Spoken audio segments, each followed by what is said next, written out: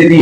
এজন্য আলহামদুলিল্লাহ আমরা এখন তথাকথিত ইহুদি খ্রিস্টানদের দালাল যারা আছো তাদেরকে আমরা বলতে পারি, তোমরা তো পিটেছো, গুমে রাখছো, জেলে রাখছো, রিমান্ডে দিচ্ছ, বলছো দেখাও দেখি রোল মডেল কি।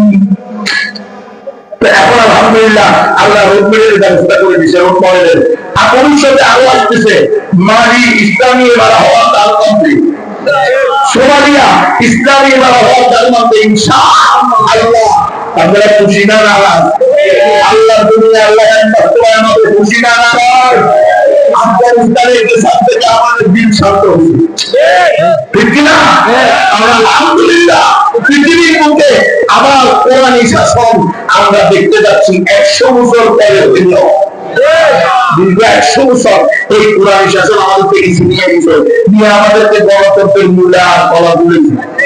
এই মূলার কলা তুলেছে আওয়ামী লীগ, বিএনপি, জামাত, ইসলাম এক গ্রুপ আরেক গ্রুপের মারে দুনিয়া বাঁচিয়ে দেখি সব মুসলমান মরে। অথচ মুসলমান মারা গেছে, এর কোনো ইয়ত্তা নাই এই গণতন্ত্র নিয়ে। যদি ইসলামী শরীয়ত থাকতো এত লোক মারা যাইতো না। ইসলামী শরীয়ত অনুযায়ী জিহাদ হইলেও এত লোক মারা যায় না। আমার রাসূল 10 বছর জিহাদ করতে, তার মধ্যে 10 বছর নিজের সাথে জিহাদে গেছে, সাহাবায়ে কেরামকে অবহিত জিহাদে পাঠাইছে। সকল জিহাদে মিলে কাফেরদের সাথে 10 বছরের জিহাদে মারা গেছে মাত্র 1017 জন। 1017 জন কাফের মুসলমান মিলে 10 বছরের যুদ্ধে। আর শুধু প্রথম বিশ্বযুদ্ধে, দ্বিতীয় বিশ্বযুদ্ধে কোটি কোটি মানুষ মারা গেছে, লক্ষ লক্ষ মানুষ মারা গেছে এই 2 বিশ্বযুদ্ধে শুধু। আর এই খ্রিস্টানদের নিজেদের ধর্মীয় দ্বন্দ্ব, ওল্ড টেস্টামেন্ট নিউ টেস্টামেন্ট নিয়ে ইহুদি আর খ্রিস্টানদের মধ্যে নিজেদের যে দ্বন্দ্ব, সেখানে মারা গেছে অগণিত মানুষ। আর সারা 10 বছরের জিহাদ ফি সাবিলিল্লাহ কাফেরদের সাথে মারামারি সরাসরি, কোন মুসলমানের সাথে না। 10 বছরের যুদ্ধে মারা গেছে মাত্র 1017 থেকে 18 জন। তাহলে কোনটাকে সন্ত্রাসবাদ বলতেছে? হ্যাঁ, এজন্য আমাদেরকে মনে রাখতে হবে ইসলামই আমাদের একমাত্র উপলক্ষ, একমাত্র মাধ্যম মুক্তির, সফলতার, কামিয়াবি। আর ইসলাম আমাদেরকে হুকুম দিয়েছে, আল্লাহর পক্ষ থেকে আমরা হুকুম পেয়েছি, আমাদের ওয়াদা দেওয়া হয়েছে। আমরা নিজেরা ইসলাম মানার সাথে সাথে আমাদের প্রতিবেশী, আমাদের সমসাময়িক, আমাদের সহপাঠী অমুসলিমদেরকেও ইসলামের দাওয়াত দেওয়া। কিন্তু আজকে আমরা এই কাজটা করি না। আপনাদের এই এলাকায় হিন্দু বলতে আপনারা নাই, আপনাদের এই থানার মধ্যে হিন্দু নাই, এই গ্রামের মধ্যে হিন্দু নাই। এদেরকে ইসলামের দাওয়াত কি নতুন করে কোনো নবী এসে দিবে? নতুন করে নবী আসবে? কেউ যদি বলে নতুন করে আবার কোনো নবী আসবে, তার ইমান থাকবে, ইমানই চলে যাবে। আমরা খাতামুন নাবিয়্যিনা লা নাবিয়্যা বা'দি, মুহাম্মদ সাল্লাল্লাহু আলাইহি ওয়াসাল্লাম নবী, এরপরে আর কোনো নবী নাই। তাহলে আপনাদের এই গ্রামের অমুসলিমদেরকে, হিন্দুদেরকে দাওয়াত দিবে কে? এই দাওয়াতটাই আপনাকে আর আমাকে দেওয়ার জন্য আল্লাহ তাআলা সূরা আলে ইমরানের 104 নম্বর আয়াতে বলেছেন, ওয়ালাকুম মিনকুম উম্মাতুন ইয়াদউনা ইলাল খায়র। আয় আমার মুমিন মুমিনা বান্দা-বান্দীরা, তোমাদের মধ্য থেকে একটা জামাত, একটা দল এমন থাকা উচিত যারা মানুষকে ঈমানের দিকে, ইসলামের দিকে আহ্বান করবে, কালিমার দিকে আহ্বান করবে। আজকে আফসোস এবং পরিতাপের বিষয়, একেবারে তিক্ত হলেও সত্য, আমরা কিন্তু আমাদের প্রতিবেশী সমসাময়িক হিন্দুদেরকে দাওয়াত দিই নাই, বরং নির্লজ্জের মতো, বেহায়ার মতো, নির্লজ্জ, বেহায়া, বেওকুফের মতো এমপি হওয়ার জন্য, মন্ত্রী হওয়ার জন্য, চেয়ারম্যান হওয়ার জন্য তাদের পূজাকে সমর্থন করা হয়েছে, তাদের শিরকের পক্ষে কথা বলছি, ঠিক নয় কি? আল্লাহর বিধানকে বাদ দিয়ে আল্লাহর মনোনীত একমাত্র সঠিক তর্ক এবং আল্লাহ সিদ্ধান্ত, মুসলমান ছাড়া আর কেউ জান্নাতে যাবে না, মুমিন ছাড়া আর কেউ জান্নাতে যাবে না। আল্লাহর দেওয়া এই আসমানী আকীদা এবং বিশ্বাসকে আমরা এক পাশে রেখে আমাদের চেয়ার পাওয়ার জন্য, গদি পাওয়ার জন্য আমরা নাউযুবিল্লাহ মন্দিরে গিয়ে শুকরিয়া জ্ঞাপন করি। কত ভয়ঙ্কর। অথচ আমাদের দায়িত্ব ছিল নিজে ইসলাম মানার সাথে সাথে অমুসলিমকেও ইসলামের দাওয়াত দেওয়া। ঠিক নাকি? তাই মুসলমান, এই অমুসলিমদেরকে আমরা দাওয়াত না দেওয়ার কারণে আজকে এই অমুসলিমদেরকে খ্রিস্টান বানাইতেছে এনজিও। এই অমুসলিমদেরকে আমরা দাওয়াত না দেওয়ার কারণে আজকে আমাদের মুসলমানদেরকে খ্রিস্টান বানাইতেছে খ্রিস্টান মুসলমানিরা। আজকে এই হিন্দুদেরকে আমরা দাওয়াত না দেওয়ার কারণে এই হিন্দুরা এখন উগ্র হিন্দুত্ববাদী সংগঠন ইসকনে যোগ দিয়ে আমাদের গলার কাটা হয়েছে। আজকে ইসকনের মিছিল, ইসকনের স্লোগান হলো নির্জবন করো সকল ভুবন। এটা হলো ইসকনের প্রধান স্লোগান, নির্জবন করো সকল ভুবন, অর্থাৎ সারা পৃথিবীকে জবন মুক্ত অর্থাৎ মুসলিম মুক্ত করো। এটা হলো ইসকনের স্পষ্ট ঘোষণা। স্পষ্ট ঘোষণা যে কোনো ভাবে মুসলমান নিধন করতে হবে, মুসলমানকে হত্যা করতে হবে, মুসলমানকে এই দুনিয়া থেকে বিদায় করতে হবে, এই প্ল্যান নিয়ে ইসকন নামছে। অথচ আমরা শুনেছি এই দেশ যখন স্বাধীন হয় তখন এই দেশে 95% মুসলমান ছিল, মাত্র 5% অমুসলিম ছিল, হিন্দু বৌদ্ধ খ্রিস্টান সবাই মিলে 5%। আরে মিয়া, 95 জন মুসলমান যদি আল্লাহর কাছে তাহাজ্জুদের পরে 5 ওয়াক্ত নামাজের পরে শুধু দোয়া করতে, দোয়া যে আল্লাহ আল্লাহুম্মা হদিনা ওয়াহদিনা ওয়াহদিনা সাবিলা ওয়াজআলনা সাবাবান ওয়া সাবিলান লিমান ইত্তাবা আল্লাহুম্মা হদি কওমি ফাইন্নাহুম লা ইয়ালামুন।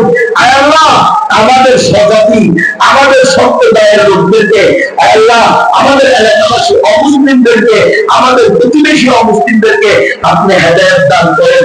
যদি দোয়া করতে দোয়া, তো আমার ধারণা প্রায় অধিকাংশ অমুসলিম মুসলমান হয়ে আমরা তো দোয়াটাও করিনি, করছি অমুসলিমদেরকে দাওয়াত দেওয়ার জন্য। কোনদিন তো আমাদের মাথায় আসে না অমুসলিমদেরকে দাওয়াত দিতে হবে।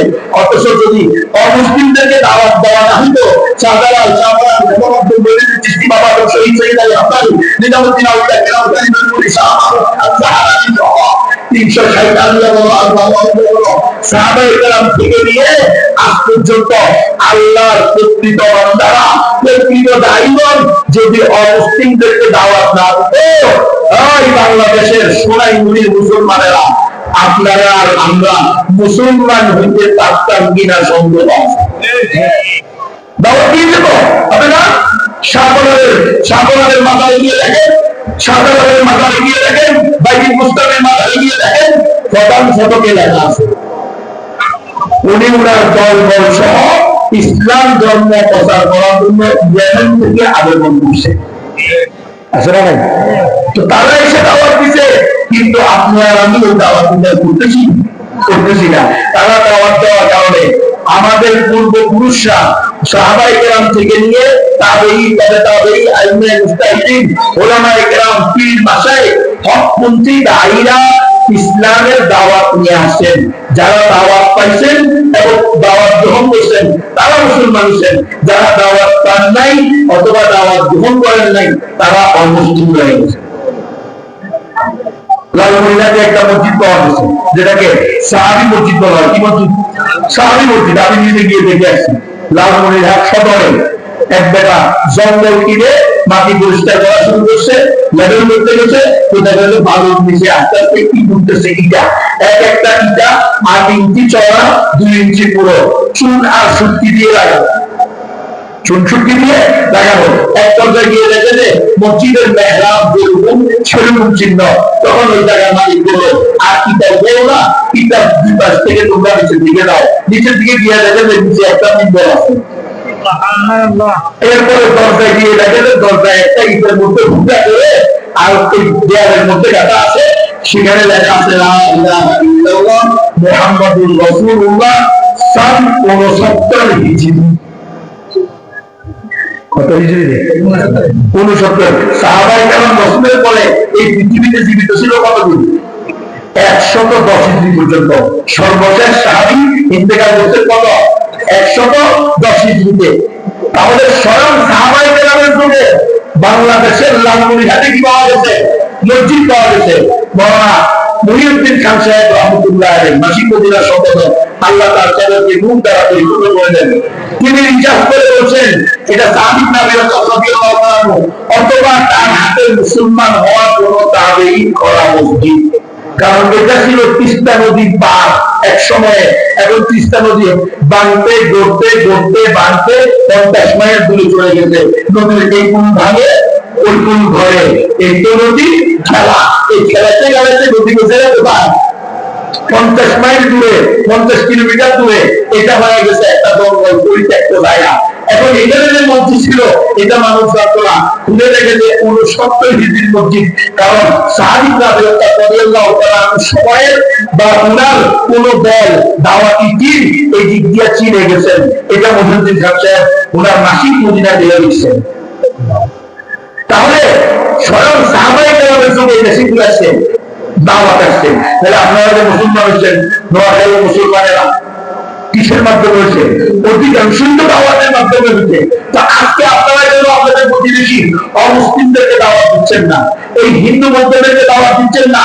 যারা দাওয়াত পায় নাই অথবা দাওয়াত গ্রহণ করে নাই তারা অমুসলিম হয়ে গেছে। আজকে যদি আমরা এদেরকে দাওয়াত না দিই, এরকম আমাদের কাছ থেকে এই দাওয়াত কখনো না কখনো কোনো না কোনো সময়ে কারো না কারো মাধ্যমে না পায়।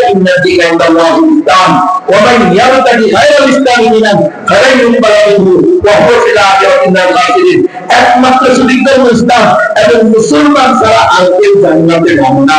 এই দাওয়াত যদি আপনারা আমরা আপনাদের আর আমাদের সমস্যা করি, প্রতিবেশী সহপাঠী ক্লাসমেট আমাদের চাকরি পার্টনার ব্যবসার পার্টনার পাশের দোকানদার পাশের বাড়িওয়ালা প্রতিবেশী আছে না?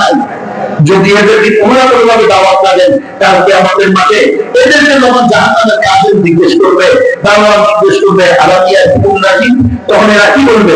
দুই ভাগে বিভক্ত হবে। সকল কাফের মুশরিকরা, সকল জাহান্নামীরা এক কোনো বলবে বাবা জাআলান নবী ফাকাদ্দাবনা, হ্যাঁ আমাদের কাছে নবী রাসূল আসছিল, নবী রাসূলের প্রতিনিধি আসছিল, কিন্তু আমরা তাদেরকে মিথ্যা প্রতিপন্ন করছি। আবু জাহল, আবু লাহাব, উতবা, শাইবা, কারুন, হামান, সাদ্দাদ, নমরুদ, ফিরআউন এরা বলবে আমাদের কাছে আসে, আমরা নবীকে মানি নাই। আবু জাহল রাসূলকে বলছে কুফরলাম নাকি আমি উশাহিদুকা ইয়াউমাল কিয়ামাতি আন্নাকা বাদদাল্লাকা ওয়া বাদিনা মুহাম্মদ বিন আব্দুল্লাহ, তুমি শান্ত হও, আমি কাল কিয়ামতের মাঠে তোমার পক্ষে সাক্ষী দিব যে তুমি আমার কাছে দাওয়াত পৌঁছানোর মতো বলে যাও। কিন্তু হে ধারা হাতের মুসলমানেরা, আপনাদের আমার সমসাময়িক মুসলিমরা আছে, আজকে 2025 সালে যে হিন্দুরা এই গ্রামে এই ইউনিয়নে বসবাস করতেছে, তারা যদি এই অবস্থায় মৃত্যুবরণ করে তারাও কি বলবে? তারা সব জানেন না। তারা কি বলবে যদি আমরা তাদেরকে দাওয়াত না দিই? যদি তারা কোনো না কোনো দাওয়াত না পায়, এই কোরআনে আছে, তারা বলবে মা জাআনা মিন বাশীরিন ওয়া নাযীর। আল্লাহ আমাদের কাছে জান্নাতের সুসংবাদ আসে নাই, জাহান্নাম থেকে বিপদগ্রস্ত জায়গা আসে নাই। আল্লাহর পক্ষ থেকে তাদের উত্তর হবে কেন? শেষ নবী চলে যাওয়ার 1455 বছর পরে তোমরা দুনিয়াতে আসছো। ওই সময় আমি নবুয়তের দরজা বন্ধ করেছি, রিসালাতের দরজা বন্ধ করেছি, নবী আর আসবে না, রাসূল আসবে না, কিন্তু নবীওয়ালা কাজ তো বন্ধ করি নাই। এই কাজের দায়িত্ব তো উম্মতের মুহাম্মদীকে দিয়েছি।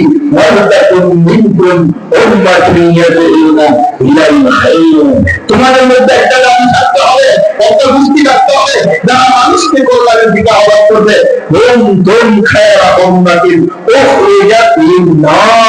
উম্মতে মুহাম্মদীকে আমি শ্রেষ্ঠ উম্মত হওয়ার ঘোষণা করেছি, কারণ তাদেরকে সমগ্র মানব জাতির কল্যাণে আমি সৃষ্টি করেছি। তাদের হিন্দু বৌদ্ধ খ্রিস্টানরা তোমাদেরকে কি নোয়াখালী সোনাইমুড়ি থানার হাতের মুসলমানেরা মানুষ মনে করে নেই?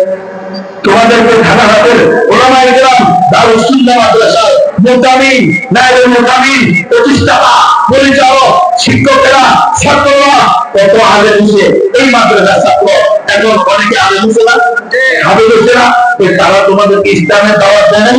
তখন কিন্তু এই দারুস সুন্নাহ মাদ্রাসার আশেপাশে যারা আছে মুসলমান ওলামা, গায়ে ওলামা, প্রতিষ্ঠাতা, পরিচালক, শিক্ষক, সাধারণ মুসলমান আপনাদের আর আমাদের বিরুদ্ধে এই এলাকার আশেপাশে যে হিন্দুরা আছে তারা বলবেন আল্লাহ জিজ্ঞেস করেন এই হলো মাদ্রাসার প্রতিষ্ঠাতা, এই হলো মাদ্রাসার মোতালিম, এই হলো মাদ্রাসার নায়েবে মোতালিম, এই হলো মাদ্রাসার ওস্তাদ, এই হলো হাফেজ সাহেব, এই হলো মাওলানা সাহেব, এই মুফতি সাহেব, এই ইমাম সাহেব, এই খতিব সাহেব, আর এরা হলো মুসলমান নামাজি, হাজি, দানবী। এরা এক একজন এলাকার বন্ধুরা সুন্দা মাতব্বর, এরা তো আমাদেরকে দাওয়াত দেয় নাই। হবুমন্ত্রীরা তো আমাদেরকে মুসলমানদেরকে নিষেধ করছে। এরা বলছে তোমরা মুসলমানের এখানে আমাদেরকে বুদ্ধি দিবি। হবু এমপি, হবু মন্ত্রী সহ সবাই এত কি খেলে না, যারা আমাদেরকে ইসলামের দাওয়াত দেয় নাই, আমাদের থেকে ভোট চাইছে। তোমরা আমাকে ভোট দাও, আমি তোমাদেরকে পূজা করার জন্য সব ধরনের সহযোগিতা করব, আল্লাহর সাথে শিরিক করার জন্য সব ধরনের প্রণোদনা দিব, যা লাগে তা করবে। আইনি সহায়তা, আর্থিক সহায়তা, মন্দির বানানোর জন্য, তারপরে মন্দির মূর্তি বানানোর জন্য, আবার এগুলো ভালো করার জন্য যদি পুলিশেরা না পারে, র্যাবেরা না পারে, আমরা আমাদের মাদ্রাসা দিতে পারবো। আমাদেরকে দাওয়াত দেওয়ার কথা একমাত্র যদি ইসলাম, মুসলমান ছাড়া আর কেউ জান্নাতে যাবে না। এই দাওয়াত অমুসলমানদেরকে দেওয়া আমাদের মুসলমানদের দায়িত্ব, অমুসলিমরাও দাওয়াত দেওয়া, এটা তাদের অধিকার। গ্রহণ করবে কি করবে না সেটা কারাতে হেদায়েতের মালিককে আমরা, যেটা আপনি দায়িত্ব নিয়েছেন আমাদেরকে দাওয়াত দেওয়ার জন্য, নবীর ওয়ারিস বানাইছেন নবী ওরা কাজ করার জন্য, আর এরা নবীর ওয়ারিস হয়ে আমাদের দায়িত্বশীল হয়ে আমাদের আমানত তাদের অন্তরে দিয়ে এরা আমাদেরকে পূজা করার জন্য পাহারা দিচ্ছে, আল্লাহর সাথে শিরিক করার জন্য পাহারা দিচ্ছে। মানে আমরা যেন নির্বিঘ্নে আল্লাহ শিরিক করতে পারি। দেখেন না আমরা গত বছর আমরা নিজেরা পাহারা দিছি, আর এই বছর রাষ্ট্রীয় মন্ত্রণালয়ের থেকে সরাসরি কি দায়ী করছে, প্রজ্ঞাপন জারি করছে, যে সকল মাদ্রাসা সরকার থেকে সুবিধাভোগী তাদের ওস্তাদ ছাত্ররা বাধ্যতামূলক বিভিন্ন নিরাপত্তা বাহিনীর সাথে দুর্গাপূজায় পাহারার দায়িত্ব পালন করতে হবে। এটাই তো আমরা বলছি আমার ব্যাপারে আমার বান্দা যেমন ধারণা করবে আমি তেমন মুআমালা করব। তোমাদেরকে সুখে থাকলে বুঝে দিলাম, তোমরা স্বেচ্ছায় সম্পূর্ণিত হইয়া যেসব মন্দির ভাড়া দেওয়ার জন্য, পূজা ভাড়া দেওয়ার জন্য, এখন তোমাদের রাষ্ট্রীয় ভাবে তোমাদের দায়িত্ব দেওয়া হয়েছে এবার ভাড়া দেওয়া।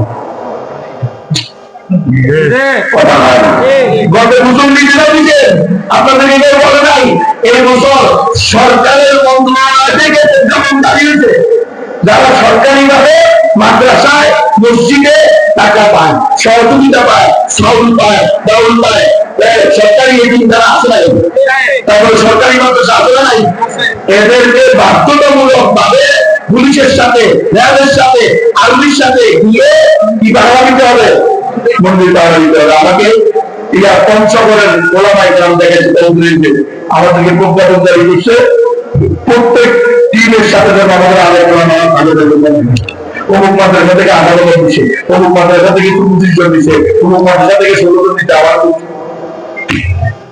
খবরদার মুসলমান, অমুসলমানদেরকে মন্দির পাহারা দিবে নাকি মূর্তি পাহারা দিবে, এটা দেশের সরকারের দায়িত্ব, ঠিক না? সরকারের দায়িত্ব নিচ্ছে, তার পুলিশ আছে, র্যাব আছে, বাহিনী আছে, অস্ত্র আছে, সে বলবে। আমাদের তালেবেরা, আমাদের আলেমরা মূর্তি পাহারা দিতে যাবে না, অন্যায় ভাবে মূর্তি ভাঙতেও যাবে না। আমাদের দায়িত্ব হলো ইসলামের পক্ষে থাকা, ইসলামের দাওয়াত দেওয়া, আমাদের অমুসলিমদেরকে আমরা ইসলামের দাওয়াত দিই।